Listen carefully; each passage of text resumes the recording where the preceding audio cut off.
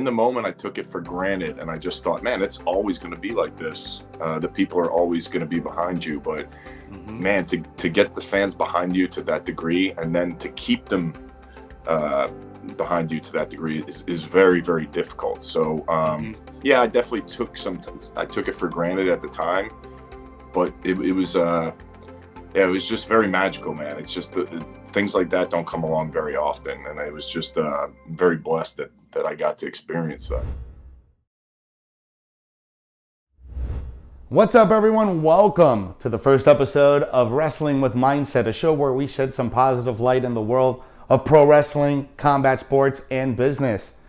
My first guest, he's been in the WWE, Impact Wrestling, AEW, and all around the wrestling world. Formerly known as Big Cass, W. Morrisey shares his story dealing with anxiety, depression, alcoholism, addiction, and how he turned his life completely around. This story really hit me to the core and hit me at my heart, and I wanted to share this with all of you guys so you guys see that there's a person behind the persona. So guys, without further ado, here's the first episode of Wrestling with Mindset with myself, Jose G, and my first guest, W. Morrisey. W. Morrisey, my man, broski, what's going on? Oh, what's going on with you, man? Just living here in Tampa right now. We got the Stanley Cup Finals going on, and just living life, man.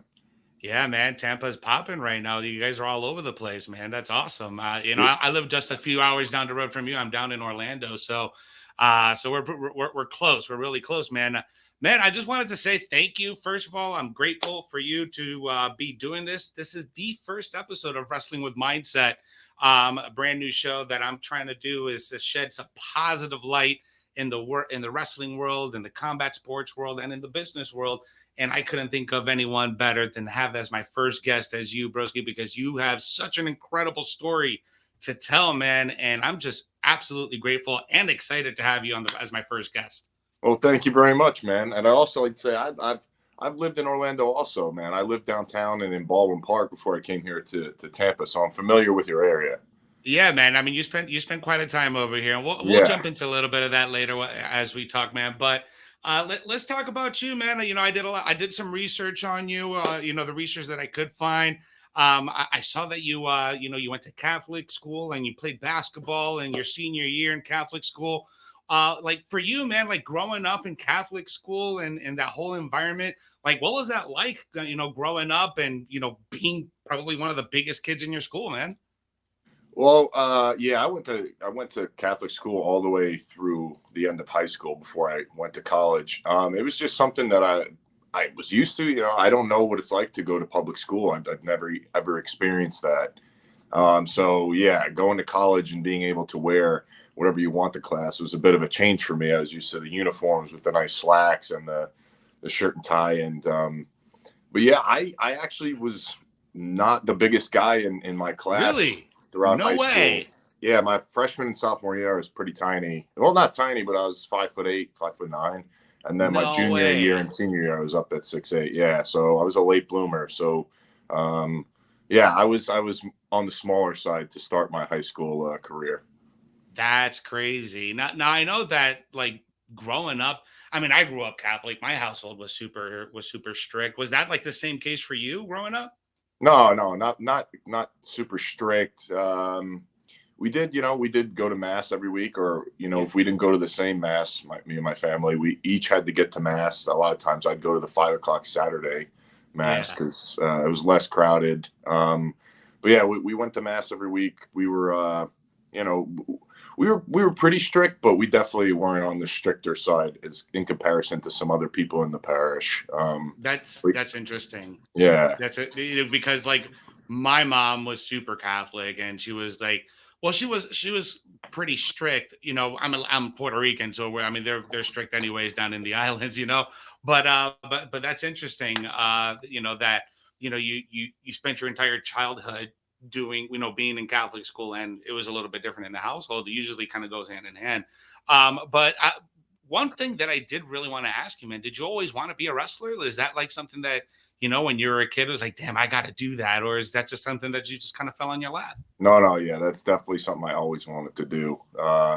since I can remember. And I know a lot of people say that, but really, like, my earliest memories are watching wrestling and playing with my wrestling figures. And it's always something I wanted to do. And, you know, when you're younger, you think these are kind of pipe dreams. You think that there comes a point when you're early childhood, you think you could definitely do it. And then you comes to a point where reality hits and you're like, this is going to be a really hard thing to do. Then the bigger I got, and, you know, I was an athlete, and you know, I thought I might have had the intelligence to make it in wrestling. I thought it started becoming more of a reality. So, yeah, my whole life, I definitely wanted to do it. There wasn't extreme confidence that I could do it at certain points, especially when I was on the smaller end in high school. But the more the years went on, I kind of thought, I might be able to do this.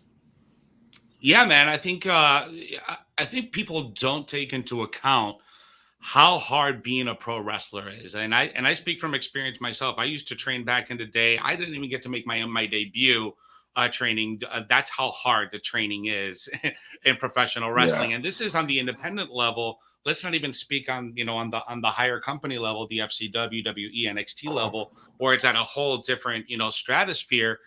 So I have the utmost respect for anyone who steps between those ropes and, you know, puts their body on the line, because it's not easy. It's not easy trying to make your mark in that business. And that's something that I wanted to get to is, you know, you mentioned you always wanted to be a wrestler. You knew that as a kid. What was the process to get there? Like you knew it, you dreamt it, you saw it in your head. How did you go about getting there? You know, I read that you trained at a wrestling school in New York, and you made your way down to NXT. But like, tell me your process, because for me, when I started training, I was just looking left and right who I can get in the business to at least get my foot in the door, or get in someone's good graces that works in the business to be well known well enough to be in the door. So was that the same case for you?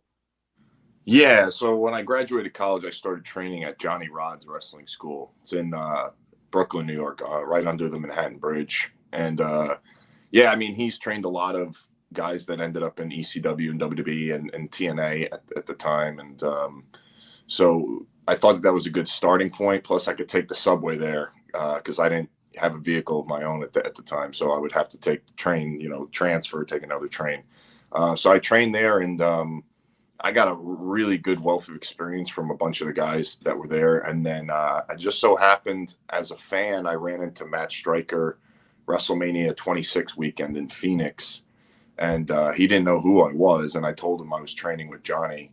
And he ended up coming to our next show to watch me. And after that, he was kind of like, I think there's something to this kid. And then he talked to whoever he needed to talk to at WWE. And they said we could take a chance on him. I know when I got signed, I wasn't being signed for my talent or to be used right away. I think they looked at me like, he's got height. He has a good mind, a good head on his shoulders, and there's potential there. He's an athlete. So I got signed just because of those things. And then they saw if they could mold me into a superstar, as they so called it. And yeah, and I think it took a long time. It took me 5 years in the developmental system of FCW and NXT to make it to WWE. But I did. It's a long process. Now wrestling for me, I honestly, the job is the waking up, getting to the airport, getting on an airplane, stuffing myself in an airplane seat and a rental car, and then being in the hotel. That's the job for me. That's the work.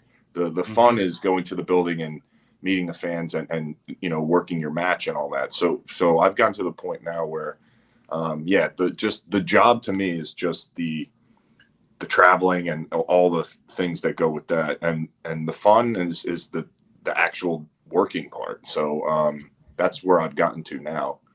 Yeah, I mean, you know, that's like my wife travels tons for work, and she spent more time traveling to her destination than she actually does her actual work, you know. But for you, it's not really work, right? Because this is you love. You dreamt of doing this since you were a kid. So how can you call it work if it's something that you love? Same thing for me, you know, when I'm doing these interviews and talking to, this is something that I absolutely love. I couldn't be a performer in the ring like you can, but I found another avenue that I knew that would be fulfilling for me. So I think that's I think that makes a lot of sense when you say that the traveling part is the work, right? Yeah, yeah. That makes absolute sense. Now, I want to talk a little bit about your mindset, like when you were training, when you were coming up, that you still have that little boy in the back of your head that dreamt of being a wrestler. Now you're there, you're in the system, you're getting trained. You have all these years to take to get there. Then you get onto the main roster and you have an enormous, fantastic run with one of your friends, Enzo Amore, who you guys absolutely killed it for. You guys had a tremendous run in the main roster. Did you ever imagine that it was going to be, to that point where you had these crowds chanting your catchphrases and just following along? Like, did you ever imagine that that was going to be something that was possible? Is that something that you dreamt of as a kid? No, it's something I dreamt of. It's something that I definitely didn't think was possible. Or if it was possible, it's going to be very, very difficult. It was, yeah, something about me and him was just very magical. It was lightning in a bottle. And, the second he came down for his tryout at FCW, I was like, man, if they sign this guy, we could do stuff together. And I wasn't the best worker at that time. But when he got there, our wrestling wasn't up to par, but man, our promos were fantastic. And I always believed deep down that we would do something together on the main roster. And if we did get that opportunity, I did believe that we would get over pretty good with the fans. And we ended up doing that. And I watched back some of my matches now from those times. And man, I took it for granted then. But if you look into the crowd at some of the pay-per-views, so many people are wearing that Certified G t-shirt. Yeah, and in the moment, and in the moment, I took it for granted. And I just thought, man, it's always going to be like this. The people are always going to be behind you. But man, to get the fans behind you to that degree, and then to keep them behind you to that degree is very, very difficult. So, yeah, I definitely I took it for granted at the time, but it was, yeah, it was just very magical, man. It's just things like that don't come along very often. And I was just very blessed that I got to experience that. Yeah, man. I think, there's not a lot of people that are blessed or favored or even have the proper mindset to be in that environment, because on TV, it's presented as, oh, I'm in the ring. I wrestle once a week. I go home. No, y'all, when you guys are on schedule, pretty much the entire week. You only have maybe 1 or 2 days off to get home, rest up a little bit. Your body's still banged up from wrestling all in the entire week and traveling and dealing with the jet lag. It's not a luxurious lifestyle. So it's interesting now in retrospect, how you mentioned where do you take the whole thing for granted, which kind of leads me now. And, you've been very public about your turbulent times at the end of 2018, going into 2019. Talk to me a little bit about, how did you get there? How did you overcome it? And I know that DDP was like an essential part of that, right? So I want to know kind of like, where was your mind at, and what clicked in your mind that you got yourself out of it and you improved yourself 180 degrees? Yeah, there was a point in time there when I was still with WWE where I just wasn't well mentally, and I'd kind of checked out and kind of didn't really care anymore. And it was, it was really hard. It's hard to say that because I wanted to do it my whole life, but something happened in there where I was just kind of checked out. And, when I got released, I kind of felt relieved that day. And I couldn't have imagined that years prior. I just wasn't in the right mindset. And I'm sure I put on a good, brave face, and everybody thought that I was doing well, because that's what we tend to do when we're suffering, is to just not show it to anybody, especially in an industry like that. So, yeah, I wasn't doing well, and then I was released, and you're sitting at home and you have money in the bank, you have a place to live, but you don't have any responsibilities anymore. It was very easy to just kind of slip down a dark path, and for me it was drinking. For other people it's whatever vice they enjoy, but yeah, I was just drinking very, very heavily, and then that exacerbates the depression and the anxiety. It masks it at the time. For those 8 hours that you're awake when you're drinking before you fall asleep, it masks it very well. It's like hypnosis. It's really good at doing that to you. It makes you think that everything's great and takes away all your anxiety. But then the next morning and the next day, it's 10 times worse. So all you're doing is constantly putting Band-Aids on these underlying issues that need to be addressed. So I did that for a real long time. I did that song and dance for a while until I finally gave up and said, "Man, I need to get help, or at least admitting that I was an alcoholic." I'd always had problems with mental health issues. Now, was that something that you realized on your own, or is that something, or someone close to you came to you and be like, "Yo, bro, like you need to get your shit together"? Like, how did this all come about? Someone has to tell you. Well, I knew the mental health issues were very apparent to me, but for someone to admit they're an alcoholic, man, I had so many people tell me that I had a problem, but that doesn't work. People telling you have a problem, you're constantly in denial. Nothing's going to work until that person, which is me, until I was going to admit that I was an alcoholic. So I had people in wrestling tell me, I had friends close to me, family members, telling me, and all I thought was they don't know what they're talking about. I'm not an alcoholic. I can stop anytime. And that's how a lot of people that fall into addiction feel. But you can't stop anytime. Once you get deep enough, you find yourself in a really, really big hole. It's a dark place. And so yeah, I finally admitted that I had a problem, and I reached out to Dallas, and I stayed with him a few times, and he kind of inspired me to kind of put my story out there and not keep it to myself, because in wrestling, in sports and in wrestling, a lot of times we want to keep all that to ourselves. You don't want to show vulnerability, and you don't want to put that kind of private, emotional story out there. But Exactly. he helped me present it and put it out there, which was very freeing. It was very liberating to do that, and it felt good to finally not have anything to hide and put it out there. I'm like, yeah, this is what's going on with me. And it really helped me when going to work shows and stuff, because I didn't have to pretend, that I was anymore. So that was really, really, liberating. But even then, it's a really hard process, and there's still some more peaks and valleys to hit. And eventually, it just got to a point where I was like, I'm going to wind up dead if I don't. I'm either going to go to prison, or I'm going to wind up dead if I don't fix this. All right, everyone, it's time to get our shit together. What are you doing to get your shit together? I know what I'm doing. I'm doing the 3T Warrior Academy. It's all about mindset, nutrition, and cryptocurrency education. This program has changed my life, not only from a mindset standpoint, but a spiritual one and a financial one. So guys, if you want to learn more about mindset and how to get your shit together with cryptocurrency education, the 3T Warrior Academy is the place to be. Check the link in the bio. I'd love to see you there. And that's when I finally gave up, or surrendered, as they say. And I gave in and was like, really need the help to do this. Man, that's so powerful what you just said right there. You let go.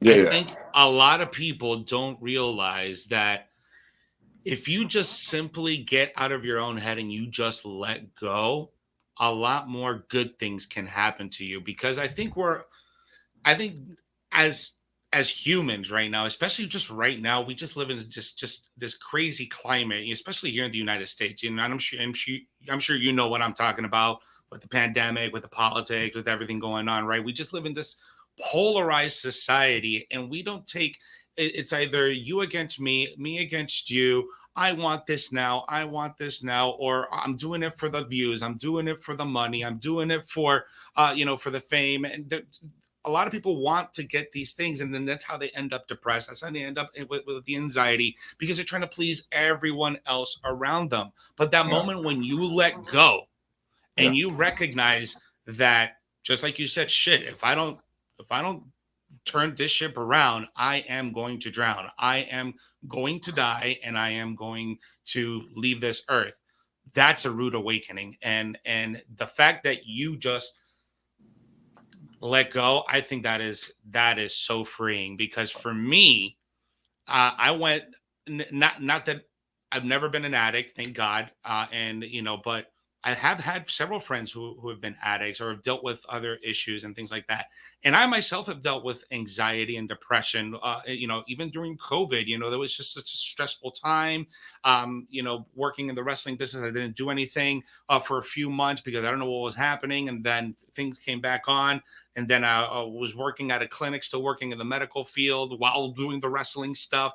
And it was just all over the place. But it was earlier this year where everything just kind of clicked in my mind. Was like, you know what? I'm just going to let go. I'm just going to put every idea that I have in my head out there, let go, and just receive positivity and goodness. And for you, what I'm seeing right now, that's just been miraculous for you, man. Yeah. Just letting go. Yeah. I think the one of the big issues that people suffer with, that I definitely had a lot of problems with, is trying to figure it out on your own. Trying to have all the answers yourself instead of reaching out to people that know a lot more than you. And it's tough for our egos sometimes to accept that someone might know something better than us. Look at what's going on, like you said, in society now. It's really hard for people to admit they're wrong, or they don't have the answer, or they don't know. So I wanted to be right. I wanted to be able to do it my way. But I finally had to come to a point where I let go and said, man, maybe someone else knows more about this subject. They've lived it. They've heard everybody else's stories, a lot of people that have lived it. Maybe they have something to offer me. So when I did that, that's kind of when things changed. And again, to your point about, society is a problem that I used to have, that almost everybody has, is we care so much about what other people think of us. Yes. We need other people's validation for our own peace. And that's a really dangerous thing to need, is everybody else's validation for our own peace.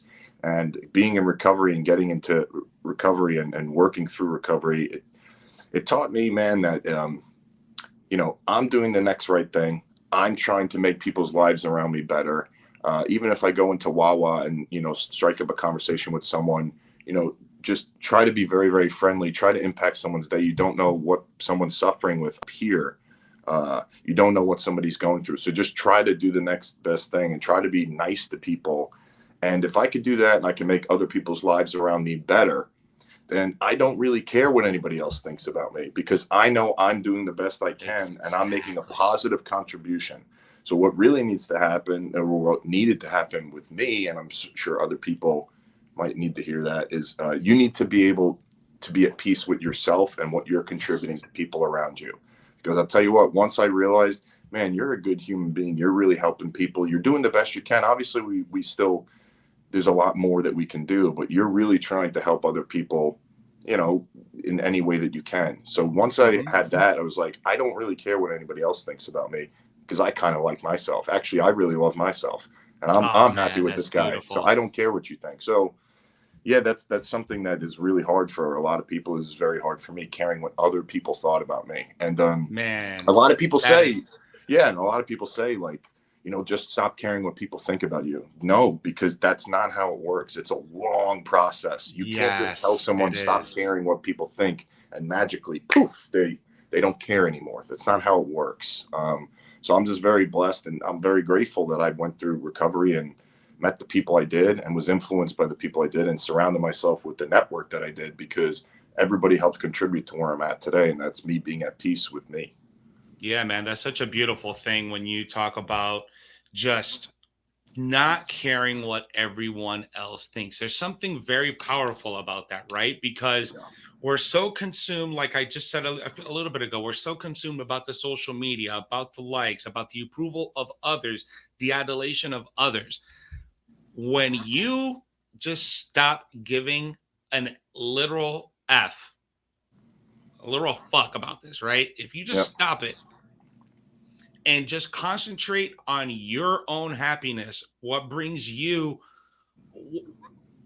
self-awareness, right? What brings you to the ground, that is again one of the most freeing things that I've been able to experience myself, now that I've been kind of like in this, I don't know, I like to call it awakened. I know there's something weird happening in these last few years with like the frequency and the vibrations around humans. Is there's a lot more people just starting to notice that there's something weird going on, and a lot more people are heading into this motivational and positivity way of thinking, which I think is great because the world can definitely use more of this. One thing that I started doing once I freed myself and just kind of let go and just have this new way of life is I started picking up some new habits. Like, so for me, I like journaling. I like meditating. Meditating has done a world of a difference for me. What are some habits that you do now that have positively impacted your life? Set a constant routine, waking up at the same time every day. Obviously, if I have an early flight, we got to get off that schedule for a day. But waking up at the same time every day, praying once I wake up, that's a form of meditation. I'll try to do yoga nidra a few times a week. There's a lot of good YouTube videos of that out there. Working out is really, really important, not just aesthetically for me. Working out and physical activity is key for my mental health. So making sure I'm on a good workout schedule and not taking too many days off in a row. Eating healthy makes me feel good about myself. And I think something that's really helped me is just educating myself on anything and everything I can. So I used to watch a lot of Netflix, which is nothing wrong with that. And I'd really kill a lot of my time throughout the day relaxing by just doing things that were, I don't know, just entertaining myself and looking for entertainment. So what happened, there was a point in time where I said, man, I'm wasting a lot of time just entertaining myself, which is going to add nothing to my life. So I started using that time, YouTube videos, reading, anything to educate myself on topics that I really want to educate myself on, business, because I know that you were speaking about that at the beginning, finance and business, and just kind of making sure I'm not wasting time throughout the day and using those crucial moments and that free time to fill my brain with more knowledge. For some reason, that gives me a lot of peace. Powerful. Because I feel accomplished at the end of the day. Yes, that is so powerful. Yes, man. I think that is so powerful because that's I put a TikTok video the other day and I said, here are 3 things that you could do to start getting your mind right. 1 was stop watching the news. 2, get off the porn. And 3, if you have a passion that you absolutely love, learn as much as you can about it and learn how to get paid from it. Yes. Right? So those are the 3 things that I said. And the fact that you mentioned, it was like, oh, I cut down on my Netflix and I started watching YouTube, learning about this. So for me, I wanted to learn more about finance. I wanted to learn more about crypto. I wanted to learn more about, the stock market and how it works. So just like I did with the wrestling business and my interviews and my shows, I dove myself 24/7, not 24/7, but I treat it just like I was going to school. I go to school from, 8 in the morning, to like 5 o'clock in the afternoon. That's how I treat it. Treat it like a work day. I will consume only things that will help me enrich my product or my show or my brand, or positivity, money, mindset, things like that. I treat it like it's school because at the end of the day, when you are constantly and repeating the same thing, just like you said at the beginning a little bit earlier, when you're constantly doing the same thing over and over and over and over, it becomes a subconscious activity when you don't even notice that you're doing it anymore because your body does it automatically. That's where I'm at right now. And I think that's absolutely great that you brought that up because, YouTube is a big decentralized form of information and education. There is so much good education on YouTube that you don't need to pay a 4-year college to be an expert on anything. You can learn it on YouTube. It's literally very true. There. You know what else I tell people? They think I'm crazy because the stigma around it is, dances and goofy, childish stuff. But man, TikTok has a lot to offer if you want to learn about something, because you just go on TikTok and start liking pages that are educational on the things you like. And you know how it goes. The algorithm will just start shooting things to you along that topic. Man, you could really learn a lot from TikTok. So TikTok isn't just that, entertaining and goofy and dances and stuff like that. If you could stay away from that and just try to educate yourself, TikTok has so much knowledge to just absorb from it. So that's another thing that I do is Absolutely. TikTok. Absolutely. I think TikTok is definitely a great resource. A couple quick questions before we finish off here. Yes, sir. Is there a motto or a quote that you live by as a person? A motto or a quote that I live by as a person, man. There's so many in recovery and in AA. It's a really good question. If I had to pick one, this isn't recovery related. Okay. Yeah, it's a quote by Kurt Cobain that I think is a really great motto. I didn't make it up, so I can't put my stamp on it and say it's my motto. But it says, "I'd rather be hated for who I am than loved for who I am not." And I think that that's a really, really great quote, especially what we talked about before, not caring what other people think about you. So I think that for me was a real quote to live by. That was a good turning point in my life, is starting to think like that. Being your genuine self is the most important thing right now. Just letting go and just don't care about what other people think. Do you follow your dreams, stay consistent, and you will get there. Yeah. Morrisey, if you could return some wisdom to anyone coming up either in the wrestling business or going after their dream, what would it be? Enjoy it before you make it, because there were so many times in FCW and NXT where I was so worried and just so anxious to get to the main roster, and I completely didn't cherish those times enough, especially NXT, especially with that crew when we first started traveling. It was always, when are we going to get called up? When are we going to the main roster? And when I look back on my career, that was the happiest I ever was in wrestling. Was in that time in NXT when we first started hitting the road.